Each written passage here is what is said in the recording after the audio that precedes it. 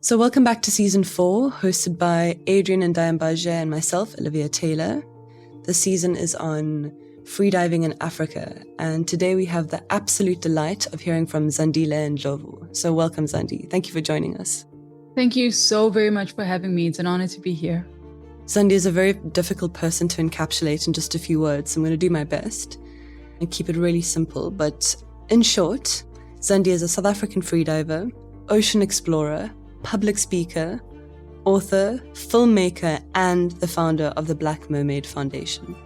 Zandi, I've been wanting to record with you for such a long time, and I also just want to let the listeners know that you're actually the person who taught me the true meaning of softness or being gentle to myself, and I think that that's quite an important way to start. Oh my word, that is such a beautiful way to start, because isn't that just one of the most beautiful journeys in the world? It's been a long learning experience for me, but I've enjoyed contemplating the idea of being soft and being gentle to myself. So thank you. Thank you for that. Let's do it. This is a beautiful way to start. Let's just be clear. And I'm so glad that we could go there together. Yeah, and thank you for making time in your busy schedule. And I say busy, I'm productively busy. I've been watching your work overseas. You've been in America at the moment. And, you know, a lot of people in the diving world know, and other various communities know about some of the stuff that you do and some aspects of your work. But how do you describe yourself and the work that you do? This is a good question. I often say I'm a conservationist and a storyteller, right? And I think that sums up a lot of the work that I do. And so from a conservation perspective, I run the Black Mermaid Foundation, which is an organization that's based in Cape Town that is working to expand diverse representation in ocean spaces. And we work with kids to just make sure that we can introduce the ocean at an age where they are able to feel home in these waters in a way that hopefully we could see more representation in ocean-facing careers, in sports, and, and even recreationally. So my work centers a lot around that. And that means I do a lot of speaking work globally. So I think that's probably something that people don't know so much about, but I do a lot of speaking work. I'm invited to speak about the foundation, about my story.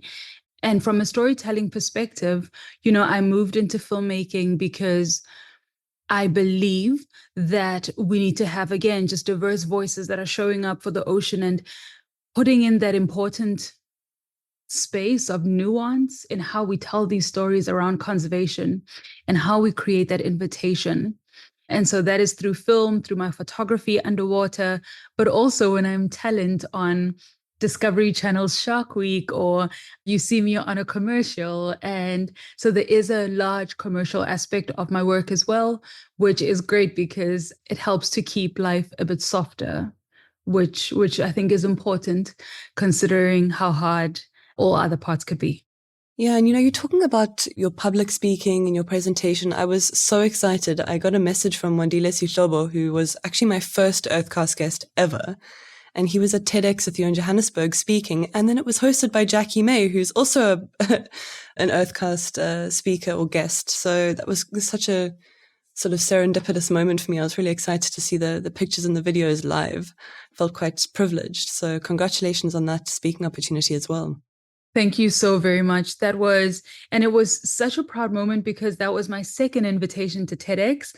And that's one, but also two, Zandile is such an incredible human when it comes to knowledge around nature spaces and, farming spaces, agriculture, the land, right? And it's such a powerful discussion. And Jackie May, I have days and years and time for, just because her heart is so gentle and her work is so important. And so definitely it's just such an honor to be able to share the stage with such incredible and powerful minds. I think that always just reminds you how all parts are collective work, right? We're always only putting ours towards the greater collective that makes like this beautiful, delicious tea, and it goes out into the world continuously. I think what I enjoyed hearing about your story at TEDx, because so many people have told your story, but I loved hearing it come from you. And you spoke a lot about representation and your experience as a kid, getting into the water, going to the ocean at about 12 for the first time. And I'm curious to know, you seem to be the representation that you would have liked as a young girl. And so my question to you now is, who are your role models and trailblazers, maybe past and present? That's a good question. I 100% do agree that representation matters, but I think it's important that I speak about the space of role models. When I was growing up in Soweto, we didn't quite have anything like that. Like, I hear a lot of people have role models, and that's fantastic. But for us, it was, parents going to work every day, and there wasn't really an attachment to a human that looked aspirational. And I think it's important to say that was my upbringing. And so when I think of role models, it comes down to two parts.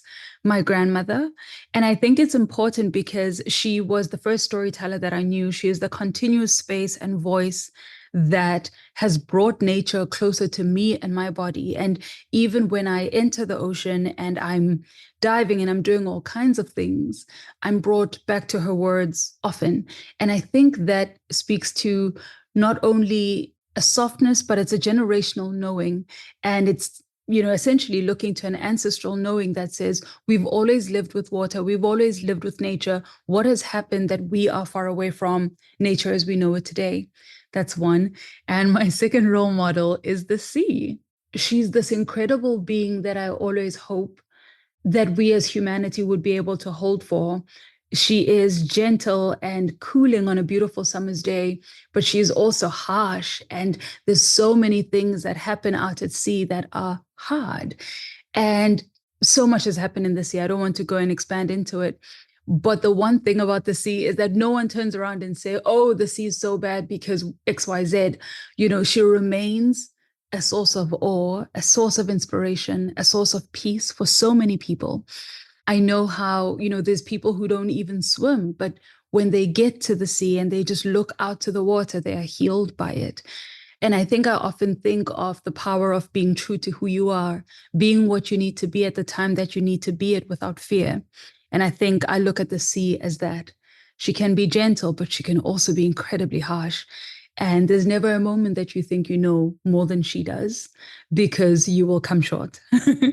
And I think it's a continuous journey of my own softening and standing in my own truth that I think is often mirrored against, not even against, it's mirrored on these waters that I get to call home. Wow. I'm just going to sit with that and think about that for a moment. That's beautiful. I love how you refer to the ocean as a she and as this healing space. Wow. Yeah. Powerful stuff. Powerful stuff. Okay, well, let me get to my next question before I get sidetracked and think about that too long. I've got time to think about it later. So for the next question, how would you like to see freediving, more the recreational activity than the sport, grow on the African continent? I would love to see it grow in a way that encourages everyday ocean users to explore the ocean differently. But more than just that, I'd love to see an investment that ensures that people understand what it means to be safe in the water and what it means to be safe while freediving, to understand the science behind apnea, but also to be able to perform a rescue if you need. Everyone already knows that freediving has, some harsh parts to it, whether it's blackouts or, near blackouts. What's important is that the people that you're with in the water are able to do something should anything happen. And no one is above that, recreationally or not. And so what I would love to see as we expand and this ocean space becomes even more diverse and just so beautiful and reaching all corners of the earth, it's the idea that we are all armed with knowledge as to how we can be better buddies and how we can be better partners to whoever's in the water. And we might not be trying to help ourselves or our friends, but it is to have the skill to perform a rescue should you need. Because at the end of the day, apnea is a place where, people can push harder than, they need to, whether it's because someone was looking at something and they just got taken and they were a bit deeper than they thought, or there's just, something else happens out at sea. I think it's just a reminder that knowledge is crucial. And for me, even when I go freediving, I want to make sure that whoever is with me can perform a rescue, because no one is above a rescue if you need to be helped for whatever reason. But I do want to see it, of course, just more diverse and more stories. I feel like, the ocean is that one big, beautiful place that you get to color in all of the colors that you that you want. No one can tell you about what's right and what's wrong, because it's just the most beautiful landscape, and you're just painting in your heart and with your heart.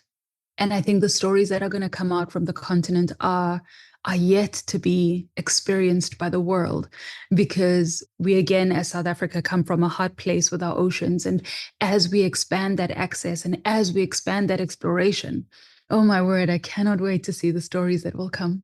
Oh, I'll be waiting avidly next to you. Excited to see more stories that come. Yeah, and there's some beautiful work being done, especially locally in South Africa with Noof. And I'm having a blank right now on other big storytellers, but that are really creating lovely spaces for more stories from the ocean to proliferate and be told in diverse and special ways. Absolutely, yes. I think, just to see more voices is powerful. And in all the ways we'll see it, right? There's the aspect of film, but there's also the aspect of, written poetry or photography, or there's so many expressions that we hope to see. And what a time to be alive, to be able to witness already, all the people that are coming up and through the space, which is really beautiful to see. Thank you. I'm excited to see all the new content, I guess. I feel kind of guilty using that word, but the poetry and the magic that's going to come out of this new type of storytelling. Zandi, you've been interviewed a lot. This is definitely not your first interview, your second, your third, or your last.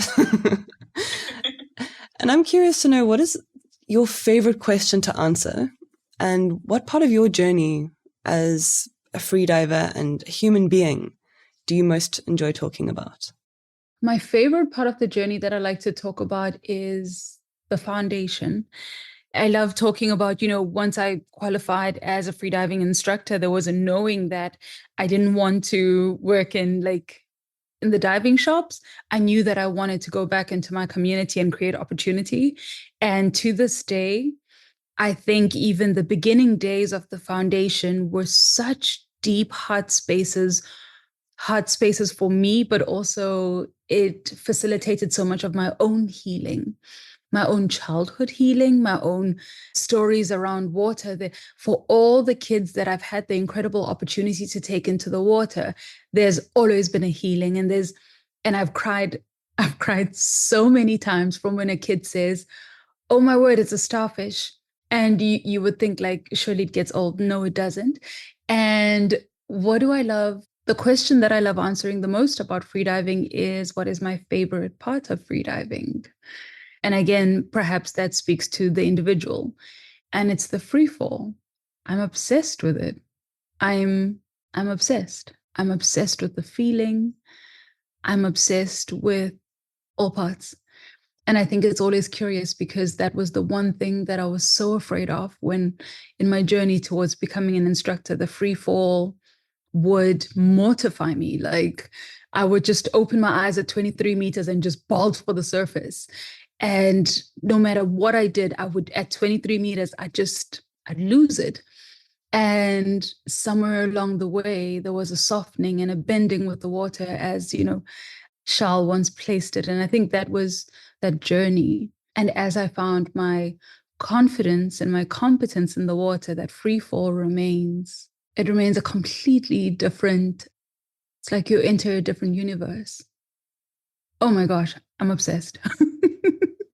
I've only recently started to allow myself to get to the depth where I can experience free fall. And when I first started, it was terrifying. So yeah, it's interesting to hear that that's the part that you like to talk about is free fall. And it's such a barrier to enter the water in South Africa with such horrifyingly low levels of swim competency, which increases the risk for drowning and whatnot. And it's just, I really wish that there was a space where more young people, or any people, could get into the water safely. As you were talking about earlier, safety is the most important part, and experience the beauty of free fall, because it really is magical. I agree with you on that. Absolutely, yes. I feel like if I could create anything and put it out into the world, it would be the simulation of a free fall. And when everything just goes silent and all you hear is your fingers on the line, that's all. And what's funny is the ocean's loud, right? Like I feel like the ocean's loud, but in that free fall, you like fall into this different universe and your hearing is heightened. There's nothing else. Your eyes are closed and you just become, my gosh, like pick a Marvel human that you love and you just go there. It's amazing. I wasn't going to ask you this, but now I feel like I have to. Um, when and where did you first experience free fall? And were your favorite diving spots around maybe just South Africa? Where did I experience my first free fall? I'm trying to think if it was in a quarry. I think it was in a quarry in Joburg. I think it was a quarry in Joburg because when I was learning in Sudwana, I was still fighting the 23-meter mark. I would not let I would not let the free fall take shape. And so I would definitely have to say it was a quarry in Joburg called Miracle Waters. So I dived in quarries. That's how I started my scuba diving journey. It's how I expanded into my free diving journey. And I think it's one of the most powerful places to actually learn to free dive because the water clarity and visibility is not great. And so it says so much about the power of being clear in your mind and making space in your mind for the fact that when you open your eyes, you're probably not going to see anything at like 30 meters. And there's something about that. Hell, you're not going to see anything from like 10 meters. Yeah, I'm just thinking about my experiences in the quarry in the Western Cape here in Blue Rock Quarry. And that's probably where I actually first experienced free fall. I was resisting it in Sudwana. I resisted it at Aliwal Shoal and along the KZN coast as well. And then recently only in Mozambique allowed myself to free fall in the ocean. So it's really special, but also in a quarry. I sometimes like to call them worries. We're going to the worry because they do freak me out, but it's much quieter than the ocean. That sense of being alone a little bit more. It's not as loud as being over a kelp forest with lots of little animals making noises and the sounds of the coral, I guess coral more in KZN. I was just going to say the cityscape of the ocean. Like when you get down to a coral bed, I'm always like, oh, that's the highway and that's girls having lunch. And like, it's such a vibrant city. I love it for her. I love it for her. I love that idea of it being more of a cityscape. It's like a bustling metropolis down there. Yeah. So Zandi, what are you currently working on and what is next for you? Oh my word. What am I currently working on? So much. I think I want to maybe expand on, okay, so number one, we all know that I'm always in quite a few non-disclosures at any one point. So there are really Of course. So there are really there's exciting works happening all over, but I think what I'm focusing on now is Zandi's song, my children's book. You know, it launched in South Africa, launched in the States and the world, and now it's been translated into Portuguese and it launched in Brazil. And so my focus right now is finding and bringing community in Brazil around this beautiful ocean story, because as we know, Brazil is the biggest population of Black people outside of Africa. And so it's such a powerful story that I hope that children everywhere would see themselves not only represented, but just to expand in that direction. And so it's kind of just making space for Zandi's song, but also it's actively expanding my body of work around film, because I want to expand the voices that show up in my work. I want to, I really am excited to expand more into film and tell more stories. Yeah, I think that's it. I can never tell you what's one thing that's going on or what, because there's always just worlds. But yeah, it's exciting. I was going to intro you as a person who cannot be put in a box because you break all of the barriers that you create for yourself and live by your own rules, which is predominantly the rule of kindness. And just coming back to Zandi's song, oh, what a magnificent book. I can't wait to see it translated into all of the South African languages. Is that something on the horizon, maybe? You know what? I think one of the things that are so powerful is when we launched in South Africa, we launched in 5 languages. And I think the publisher was, it was kind of arriving at we might not do 11, but 5. It's in Zulu, it's in Xhosa, it's in Sotho, it's in Afrikaans, and it's in English. And I think it kind of expands as well. It's not all 11 languages, but I think there is a fair amount of reach and hope to reach. I love that we could, push past the idea of just publishing in English, because I believe in the mother tongue. That I think it's so powerful and it's so important. Absolutely. And yeah, what a privilege to be able to read that book in pretty much, well, almost the majority of the South African languages. And I think we have the most official languages in the world. I need to check that fact, but I'm pretty sure we do. Zandi, it's almost the end of our time speaking together. And I've got one last question for you. But before I say that, I deeply appreciate you making time for this chat. I've been wanting to interview you for literal years, since I started Earthcast. And it's just culminated in this beautiful season, freediving in Africa, just exploring as many different stories as Adrian and I could find. So thank you so much for being part of this.